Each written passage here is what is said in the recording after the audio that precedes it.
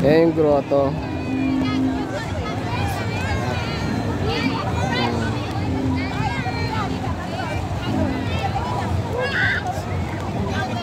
So ayan, may dalawang foreigner.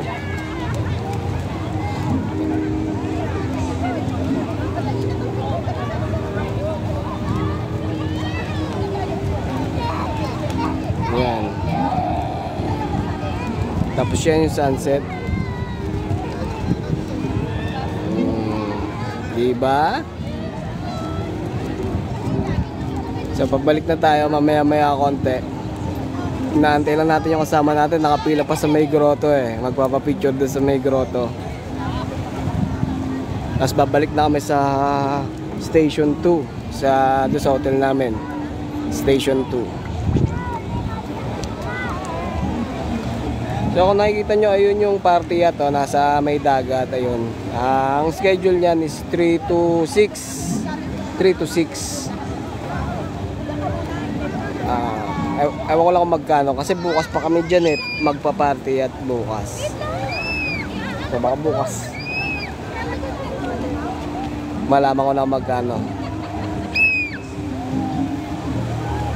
Party sila doon sa dagat, party yacht.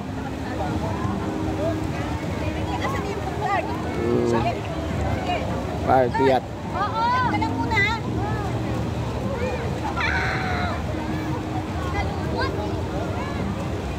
Ayun yung dalawang foreigner na dumaan sa atin kanina. Ayun, nagpipicture din sila sa sunset. Iba na kulay ng ulap po. Ayun, lumubog na kasi yung araw. O natatakpan ng ulap.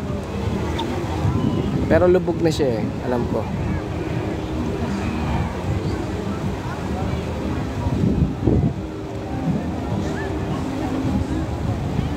At Mix, Lodibes, salamat sa like. Ayan, dito tayo sa Station 1 sa may grotto. Ayan. Ayan yung grotto. May grotto tayo na pinapanood natin sunset.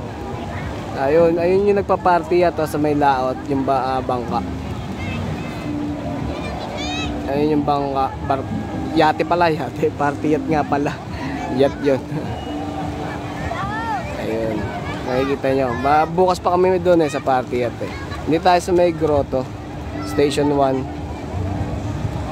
Hi Lodi Biscay, gandang gabi sa'yo. Ayan yung sunset.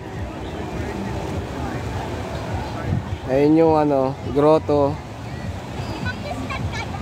Salamat Lodi Biscay. Bukas doon tayo, magpa-party yacht tayo. Ayan doon. Ayun naghaharapan yung dalawang yate parang naglalabanan sila doon sa laot. Bukas natin gagawin yon, magpa-party at tayo. Ay salamat Lodibes sa Atmix. Salamat sa pag-like at pagbigay ng mga rose. Salamat. Ayun, yung dalawang kaninang dumaan sa atin, ayan. Mga nasa dito sa Station 1, medyo mga pricey na yung mga hotel dito. Mga mahal na dito. Tapos medyo sa Station 2 medyo may mga mahal din, pero search na lang kayo sa online kung saan yung mga mas mura pa. Kasi kami nasa Station 2 ngayon eh. Boundary ng Station 2, Station 3 yata yun. Ginakuha naming hotel. So ayan yung naririnig nyo ba yun yun na nagpa-party at gisigawan. Ayan yung grotto. Salamat Lodibes at Mick. Salamat. So ayun, 4 na foreigner na babae. Ganda nila.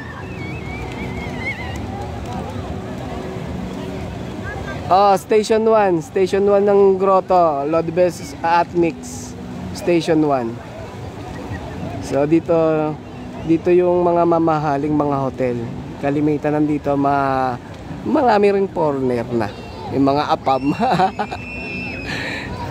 Ayan. station 1. Ayan o, apat na babae. Tapos dito, ayan yung grotto. Dati nga nung 1987, ano pa, wala pang kuryente dito. Yung tinutuluyan namin dati dito is red coconut. Ano lang yung kubo lang. Wala pang kuryente noon, 1987. So, virgin na virgin pa yung Boracay noon. Noong time na yon. Kaya nung bumalik kami dito ng nanay ko, kailan kami huling bumalik? Noong 2021 eh. Pero hindi ko kasama nanay ko noong 2021. 2017. Ayun, bumalik ang nanay ko, nagulat. Sabi niya, ang pangit na raw ng Boracay, puro building.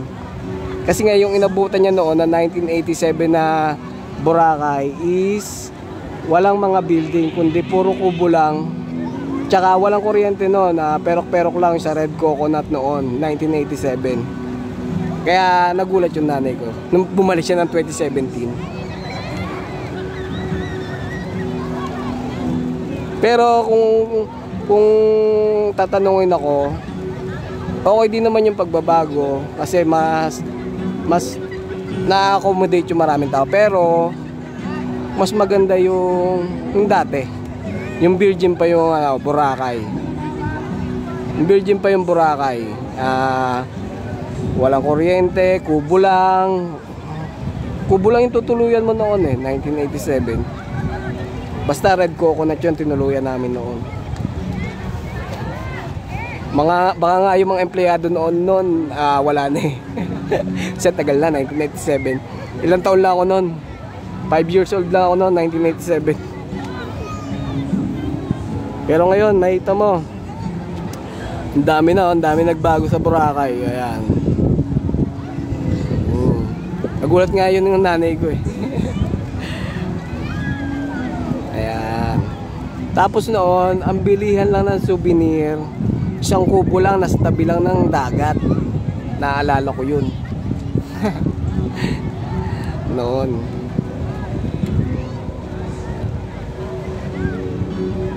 Oo, Lodi Bes. Tsaka bibihira pa noon ang halimbawa yung pamilya mga Pilipino pumupunta. Kasi ako naman nakapunta dito noong 1987. Ang stepdaddy ko kasi noon is taga Switzerland. Kaya nakarating kami ng nanay ko dito noong 1987. Kaya inabot ko yung virgin pa yung Boracay.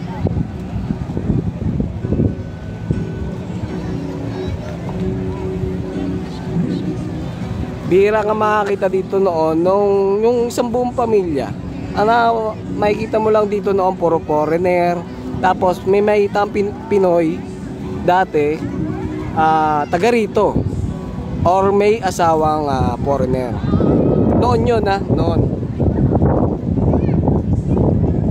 Ano po kulay ng sunset? Ayan, Lodi Bes.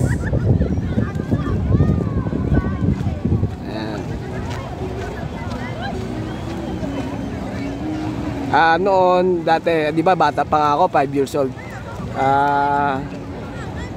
Merong naglalakad kami sa beach noon.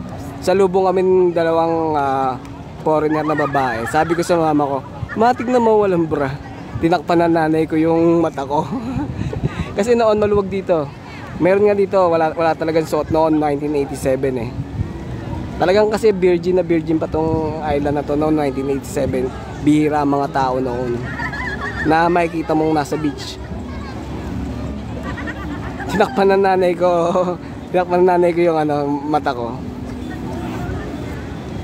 Kasi di ba sanay naman talaga sila sa ganun. So syempre ako bata ako, nagulat ako noon. Pero sa kanila normal lang yun. Kaya hindi ko man alam yun eh. Pero ngayon wala na, bawal na. Bawal ka na mag-topless. Ang nagta-topless na lang dito is mga lalaki. Pero noong 1987, ayun, medyo virgin pa talaga yung Boracay noon. Kaya medyo madilim na pero mahaba pa rin nakapila sa sa grotto. Ayan. So yung kasama ko malapit